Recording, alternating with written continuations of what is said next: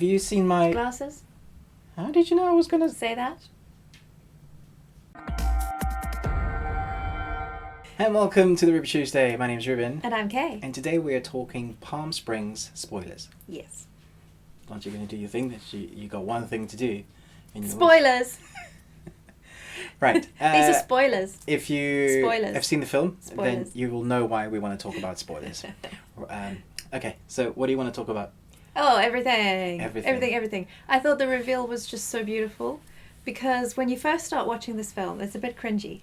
It's like, in fact, you put it on, watched the first scene, and were like, no, I'm not going to watch this. But then you stuck it out, and then you were like, come and watch this, it's amazing. So yeah, the first few minutes are just like, what the hell am I watching? It's like a cringy wedding that you don't want to watch. It's one of those romantic rom-coms that you just hate. It's like, no, I just hate it already. I hate it so much from the beginning. Yeah. And then the reveal, and you're like, oh my gosh, this is so interesting. Actually, before the reveal, I thought the moment the arrow lands in his shoulder, it's that the moment when the other protagonist is screaming, going, what the f-? And you're like, exactly, what the f-? Because the film takes literally a left turn. Because it's one film, they're about to get it on, and this is like, oh, this is so... I could totally see where this is going, blah, blah, blah, wedding's going to be broken off, blah, blah, blah. And then an arrow lands in his shoulder, and you're like, hang on a minute. Yeah. Well, I picked up something weird before that. Is when he first started picking up the maid of honor, and he kept looking in the bushes. Yeah. Because someone was rustling in the bushes. It, yeah. So yeah, you do get hints that something is afoot. And part of that is him smelling, because he smells all the time. He says, I thought I could smell you. Run, rabbit, run. Yeah. His friend Roy, who's incidentally killed him how many times? Oh, I don't know. How long have they been in there? That is one of the biggest questions. That is the big question. Because our protagonist is so jaded. He knows everything. He's become like an expert at darts and giving best speeches. He's done everything to death. He's committed suicide or tried to get out of the loop everywhere. So he's come to that place where he's just given up. And so now he's just going to live his easiest, best day as he can. Yeah. Until someone else gets dragged into the loop with him. Yes, and that's where things get really interesting. And I think also you kind of need to analyse how this time loop came about, because it's a little bit different to other iterations of this that we've seen in other films. Mm-hmm.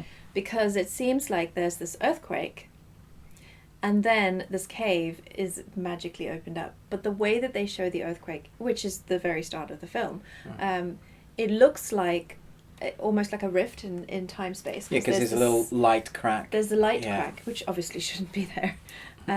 So is it actually just a rift in space-time, in the continuum? And that's why you end up seeing the dinosaurs later on. Yeah, I mean, the dinosaurs.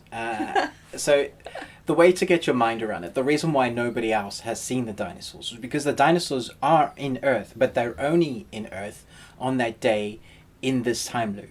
They will never escape it unless they somehow manage to blow themselves up and port themselves out of the loop. It's so weird. I love it. I love it. So here's another question. There's a granny that says, oh, I suppose you'll be leaving now. Earlier on you see her, that was the best damn speech I've seen, and trust me, I've seen so many. Kind of giving the hint, oh, she's old, so she might have been to so many weddings. But then later on, she's like, I guess you'll be leaving now. And she seems to know things that she shouldn't. See, here is the question. How many more other people are in the loop? Yes, how many people at the wedding have been there before? How many people got drunk and did something stupid and ended up at the crack at this cave? Yeah. And find themselves in this loop. Or did Roy bring someone else into the loop? Or, I doubt it, because he was so angry. I doubt it. Yeah. But yeah, it's such a wonderful concept. And the way that they did it was just so fresh, because it didn't have the kind of angst drama that all of the other films of this type seem to have. Am I right? Yeah, I think so. Yeah, it was we've gone past all of that, and we've gotten to the I don't care phase. Yeah. I mean, I thought the wibbly wobbly timey wimey stuff was just an add-on to this character's, I guess it's a love story of Yeah. these two ultimately choosing each other outside. So they had the perfect kind of protective bubble for their love. But they didn't really need to test it until they left it, which is the big scary thing. Yeah.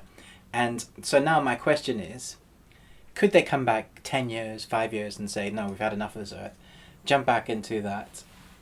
Because it's theoretically it should still be there. I guess. No one's closed it up. It hasn't been blown up. It hasn't been blocked. And so will that day, so depending on where you sleep, because this seems to be the rule, wherever you've woken up that morning. that morning is where you'll end up. Yeah. Regardless if you die or close your eyes. Or so if you could force yourself to stay awake with drugs, I think the world record is 11 days. You could get across the world, for a few days, do everything, and then, fall asleep and end up back at the same place and, rinse and I don't repeat. know, I think it would be very difficult to do. But I guess it's also the whole concept of living a life without any consequence. Because nothing that you do matters. Well, what would you do? So how do you find meaning in life? Well, we were saying you would learn stuff until that got boring. Yeah. Once you've learned everything, what do? You mess with people. You I do guess. things that you wouldn't socially do. Yeah. Yeah. Which is kind of what he ends up doing a little bit of. But Little then bit. I also wonder about their relationship now that they're outside of this loop. It must be a really difficult transition for him because he's lived his life so completely free of any consequence for such a very, very, very long time. Like, he could just get hit by a car or like any stupid thing because he's think just that he can just used get to reborn. Yeah. it not mattering. Yeah. That, actually their lives are very precarious. He's got to go find his dog. Yeah, at the point where they come out. I thought it had a fantastic ending. I thought it had a really complete story, but it still left you with loads of questions, loads of things to try and figure out, loads of stuff to analyse, like what would you do if you were stuck in that situation? So, although it's just a really fun, enjoyable film, it also leaves you with some questions, which is great. It really does. It's one of my favourite films for sure. Definitely will be watching it again. To see if there's something else I missed. What else Yeah, it's one of those. We've had films like Happy Death Day 1 and 2, similar premise. Obviously, Groundhog Day is the original OG. Yeah. Let me know in the comments, which are your favorites like this? Have you seen this? Are you looking forward to it? It's going to be on the various Amazon, like India, Canada, then the UK. But if you've seen it already, probably you've in America where you've watched it on Hulu. So yeah, chat us in the comments. Let us know what you think about this. Yeah. But most of all, until next time, remember, Live long and Tuesday. Okay.